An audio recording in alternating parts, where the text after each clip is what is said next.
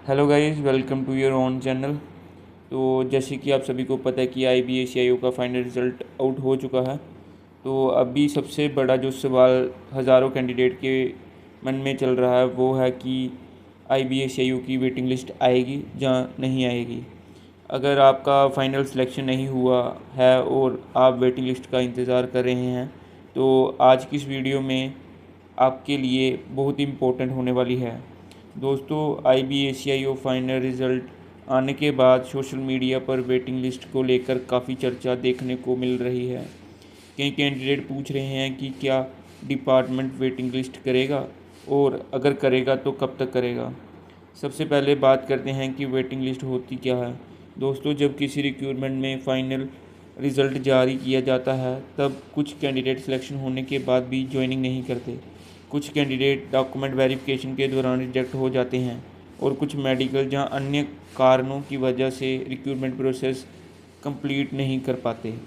ऐसी सिचुएशन में कुछ डिपार्टमेंट वेटिंग लिस्ट या रिज़र्व लिस्ट का इस्तेमाल करते हैं ताकि खाली रहेगी वैकेंसी को फिल किया जा सके। अब सवाल आता है कि क्या IBACIO में भी ऐसा हो सकता है।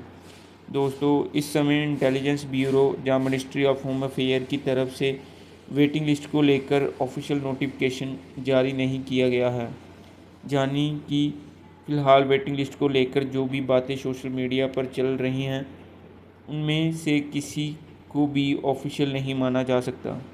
बहुत से कैंडिडेट यूट्यूब वीडियोस और टेलीग्राम ग्रुप में वायरल हो रही PDF देखकर कंफ्यूज हो रहे हैं। लेकिन आप सभी से कहूँगा कि सिर्फ ऑफिशियल सोर्स का ही भरोसा करें। जब तक मिनिस्ट्री ऑफ होम अफेयर या इंटेलिजेंसी ब्यूरो की वेबसाइट पर कोई अपडेट नहीं आता तब तक किसी भी वेटिंग लिस्ट PDF को सच मत मानिए।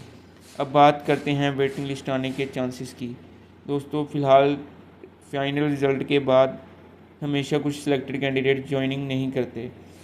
कुछ लोग दूसरी गवर्नमेंट जॉब ज्वाइन कर लेते हैं और कुछ पर्सनल रीज़न की वजह से ज्वाइनिंग नहीं कर पाते। इसी वजह से कैंडिडेट को लगता है कि वेटिंग लिस्ट आ सकती है, लेकिन ये पूरी तरह डिपार्टमेंट की पॉलिसी और वैकेंट पोजीशन पर डिपेंड करता है।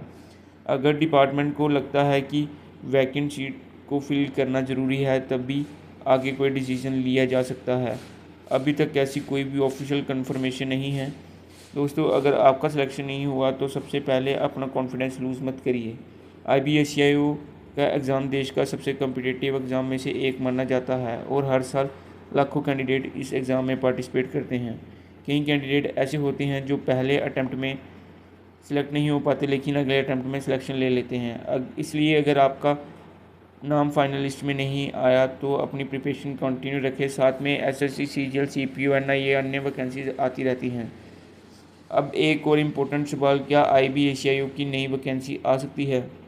दोस्तों, कैंडिडेट को अब अगली रिक्रूटमेंट नोटिफिकेशन का भी इंतज़ार है। हालांकि अभी तक कोई भी ऑफिशियल वैकेंसी नोटिफिकेशन रिलीज़ नहीं हुई है, लेकिन इन फ्यूचर रिक्रूटमेंट को लेकर एस्पिरेंट में काफ़ी एक्साइटमेंट बन चुकी है। जैसे ही IBACIO से जुड़ी ऑफिशियल अपडेट, वेटिंग लिस्ट या नई वैकेंसी अपडेट आएगी सबसे पहले आपको एग्ज़ाम प्लस इंडिया पर मिलेगी।